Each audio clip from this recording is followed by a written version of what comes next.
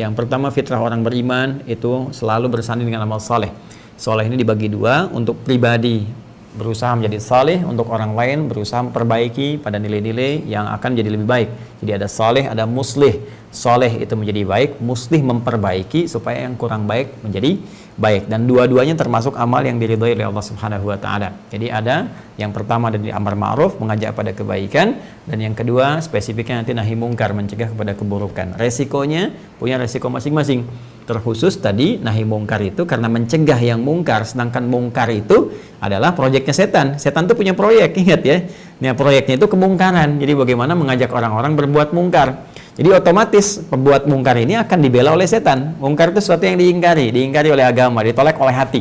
Ya, jadi semua yang diingkari oleh hati kita, oleh agama, oleh din, oleh syariat disebut dengan mungkar, sesuatu yang diingkari, yang dilarang.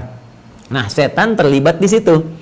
Jadi kalau kita mencegah kemungkaran, itu sudah otomatis setan pasti akan berusaha keras, ya, sekuat tenaga, sekuat pikiran dan sebagainya untuk bisa mencegah perbuatan kita, ya, agar dia tetap bertahan dengan kemungkaran itu.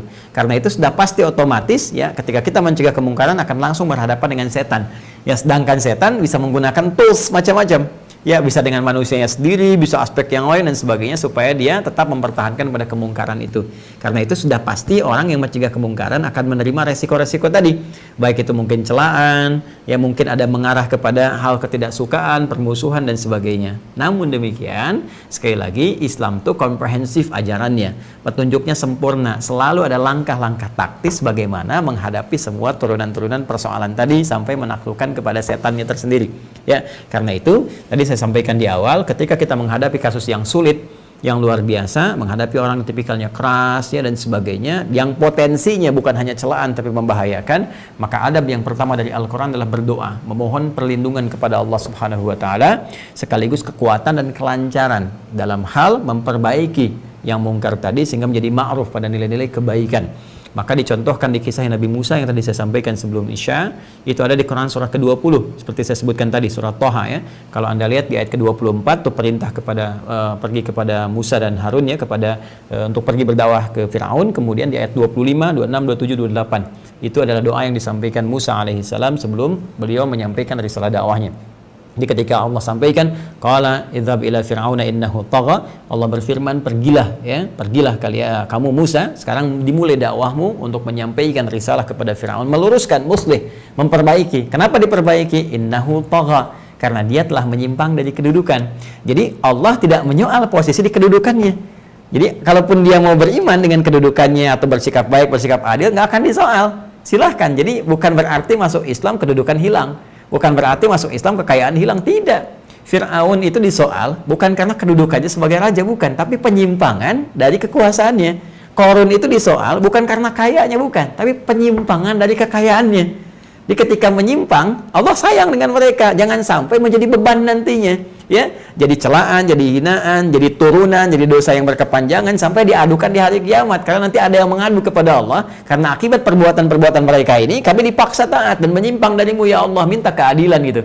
Nah, saking sayangnya Allah supaya pengadilan di akhirat nanti berlangsung baik untuk yang bersangkutan dengan segala amanahnya, maka Allah bahkan mengutus risalah dari Nabi, Rasul, nanti setelah mereka wafat diteruskan oleh para ulama, orang-orang saleh, seperti Musa diutus kepada Firaun, bahkan nanti Qarun, ya, salah satunya apa tujuannya? Untuk meluruskan penyimpangan-penyimpangan sehingga kembali kepada nilai kebaikan. Saking sayangnya Allah. Kalau Allah nggak sayang, nggak akan diutus.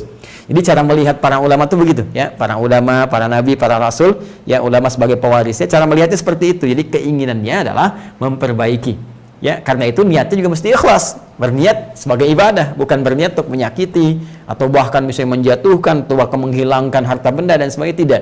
Niatnya diikhlaskan sehingga risalah sampai dengan nilai-nilai kebaikan. Pergi. Apa yang dia lakukan ketika akan berangkat kepada Firaun itu? Maka beliau berdoa, qala, di ayat 25-nya, Rabbi syrahli sadri. Paling kanan, ya, di pertengahan, agak sedikit ke bawah.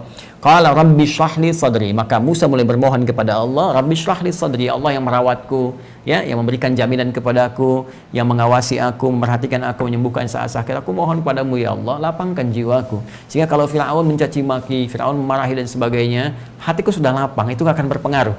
Sehingga tidak merubah keadaan jiwaku untuk bisa merubah manhaj dakwah yang telah Engkau tetapkan. Jadi kalau cepat marah nanti, ya Allah, udah kutuk aja, ya matikan aja nih Firaun saat ini juga, gitu kan. Jadi hilang risalah dakwah. Sedangkan doa Nabi itu terkabul. Itu karena luas, hatinya lapang dan sebagainya, itu akan tetap menguatkan komitmen untuk berdakwah sehingga tidak putus asa pada saat itu. Wa yassir li amri, ya ringankan urusanku, wahlul 'uqdatam min lisani, kemudian lancarkan lisanku, karena Nabi Musa itu agak gagap karena peristiwa dulu pernah waktu disuruh memilih oleh Firaun antara bara api ya dengan buah-buahan, karena ada pengujian disampaikan kalau ini nanti benar-benar dia pilih nanti apel, dia cerdas, bila pilih buah dia cerdas, yang menyebutkan apel, yang menyebutkan yang lain ya. Kalau dia pilih buah dia cerdas, berarti dia akan menghancurkan kekuasaanmu Firaun, eksekusi. Nah, ternyata yang dipilih pada saat itu diwahyukan kepada Musa untuk memilih bara api, ada yang mengatakan besi panas ya, sehingga ketika masuk ke lidahnya luka lidahnya sehingga menjadi gagap bicaranya. Itu awal kisahnya. Ya, maka disimpulkan kalau ini masih anak-anak, gak punya pikiran seperti itu gitu. Maka ketika beliau mulai berdakwah, minta ada sekretaris, maka dikirim oleh Allah, ditugaskan ya, ditetapkan pada saat itu Harun alaihissalam, maka ada Musa dan Harun. Maka ketika berangkat beliau mengatakan wahlul 'uqdatan min lisani, ya Allah, sekat-sekat yang ada di lisan ini sampaikan, ringankan supaya tidak gagap saat menyampaikan risalah. Nah, tidak harus kena besi atau bara besi dulu kan, atau besi panas dulu gitu di lidah kita. Ini bisa jadi kiasan untuk kita. Kadang-kadang menghadapi pimpinan, menghadapi yang hebat, menghadapi yang punya kekuatan, nggak kena besi panas pun, ya kadang-kadang gagap kan, takut dan sebagainya. Ini doanya di Quran.